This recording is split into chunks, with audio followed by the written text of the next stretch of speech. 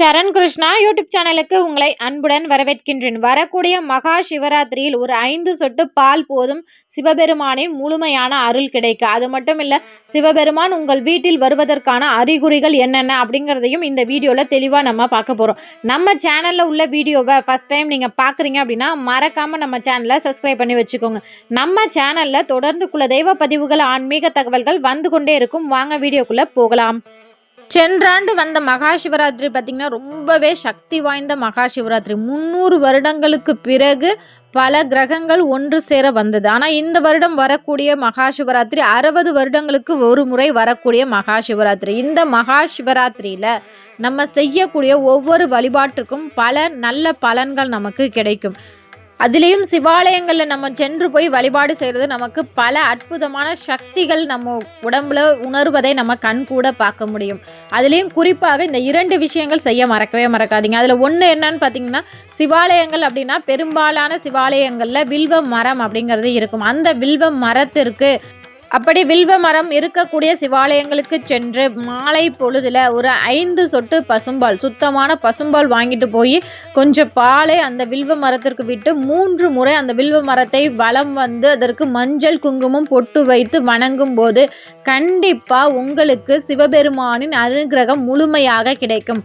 அதே போல் மகா சிவராத்திரியில் இரவு நேரத்தில் 12 மணியிலிருந்து இரவு 1 மணி வரைக்கும் நீங்கள் முழித்திருந்து சிவாலயங்களில் 3 கால பூஜை, அதாவது 4 கால பூஜைகள் நடக்கும். இந்த 3ஆம் கால பூஜைகளில் நீங்கள் இருந்து வழிபாடு செய்யலாம். அல்லது உங்கள் வீட்டிலையே இந்த 12 மணிலேருந்து 1 மணி வரைக்கும் முழிச்சிருந்து வீட்டில் உள்ள சிவ வழிபாடு செய்யலாம். சிவலிங்கம் எங்கள் வீட்டில் இல்லை அப்படிங்கிறப்போ ஓம் நம சிவாய அப்படிங்கிற நாமத்தை மட்டும் உச்சரித்து கொண்டு சிவபெருமானை மனதார வழிபாடு செய்யும்போது நம்ம உடம்புல உள்ள நெகட்டிவ் எனர்ஜி அனைத்தும் நம்மை விட்டு விலகி பாசிட்டிவ் எனர்ஜி நமக்குள் ஊடுருவதை நம்மளால் உணர முடியும். அவ்வளவு சக்தி வாய்ந்தது தான் இந்த மகா சிவராத்திரி.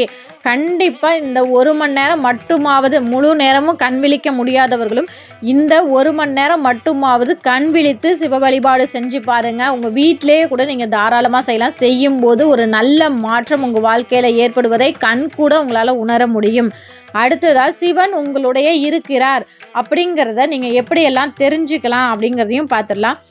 யாராவது ஒருத்தவங்க உங்களுக்கு நான் இருக்கேன் அப்படிங்கிற ஒரு அரவணைப்பு உங்களுக்கு எப்போதுமே இருந்துக்கிட்டே இருக்குது அப்படின்னா உங்களுக்கு கட்டாயம் சிவனின் அனுகிரகம் முழுமையாக இருக்கின்றது அப்படிங்கிறதையும் தெரிஞ்சுக்கலாம்.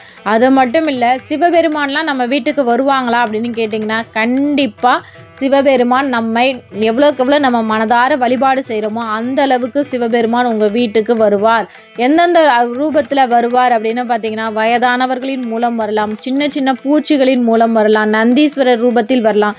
எந்த ஜீவராசிகள் உங்கள் வீட்டுக்கு வந்தாலும் மகா சிவராத்திரி அன்று இல்லை என்று சொல்லாமல் உங்களால் முடிந்த அளவுக்கு உணவு தானம் கொடுங்கள். அது உங்கள் மகா சிவராத்திரி அன்று உங்களுக்கு பல நல்ல பலன்களை பெற்றுத்தரும். அது மட்டும் இல்லை, ஒரு சில மகா சிவராத்திரி அன்று சிவாலயங்களில் எள் கலந்த சாதம் சுவாமிக்கு படையல்ல வைப்பாங்க. அந்த எல்லை நீங்கள் வாங்கி கொடுக்கும்போது உங்களுக்கு முன்னோர்களின் அருளாசையும் சேர்ந்து கிடைக்கும். அதே போல் மகா சிவராத்திரி அன்று இந்த 4 ராசிக்காரர்கள் கட்டாயம் சிவ வழிபாடு செய்யும் போது அவங்க வாழ்க்கையில் மிகப்பெரிய மாற்றத்தை சந்திக்க போகிறார்கள். அந்த 4 ராசிகள் யார் அப்படின்னு பார்த்தீங்கன்னா, மேசம், ரிஷிபம், கடகம், கும்பம்.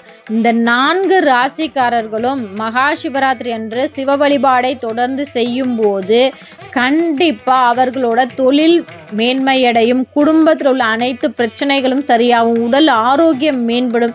இந்த 4 ராசிக்காரர்களும் கண்டிப்பாக செய்ய வேண்டும். பெண்கள் ஒரு சிலர் இந்த ராசிக்காரர்கள் எங்களால் கோவிலுக்கு போக முடியாது, உடல் உபாதைகள் காரணமாக நாங்கள் என்ன பண்ணுறது அப்படின்னு கேட்டிங்கன்னா, சிவனுக்கு இந்த மாதவிடாய் கணக்கு அப்படிங்கிறது வரவே வராது. நீங்கள் உங்கள் வீட்டில் இருந்தபடியே ஓம் நம சிவாய அப்படிங்கிற மந்திரத்தை மட்டும் உச்சரித்து கொண்டே வாருங்கள். கண்டிப்பாக உங்களுக்கு அந்த சிவபெருமானின் அருள் முழுமையாக கிடைக்கும்.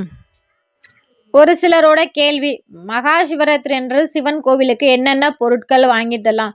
அபிஷேகத்திற்கு தேவையான அனைத்து பொருட்களுமே வாங்கி கொடுக்கலாம். மறக்காம பால் வாங்கி கொடுங்க.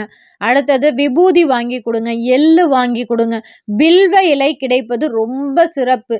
மகா சிவராத்திரியில் உங்கள் வீட்லேயும் சிவலிங்கம் இருந்துச்சு அப்படின்னா வில்வ இலையால் அர்ச்சனை செய்ய மறக்கவே மறக்காதீங்க. இந்த ஒரு ராத்திரி நம்ம வில்வ இலையால் அர்ச்சனை செய்வது நம்ம பல ஜென்ம பாவங்கள் அனைத்தும் விலகி நம்மளை ரொம்பவே நல்வழிப்படுத்தி நம்ம வாழ்க்கை ரொம்பவே மேன்மை அடைய இந்த வில்வ இலை அர்ச்சனை ரொம்பவே உதவி செய்யும். அதனால் வில்வ இலை கொண்டு சிவபெருமானை அர்ச்சனை செய்யுங்க. உங்கள் வீட்டில் உள்ள சிவலிங்கத்திற்கு கட்டாயம் 2 வில்வ இலையாவது வைத்து பாருங்கள், நல்ல மாற்றம் ஏற்படும்.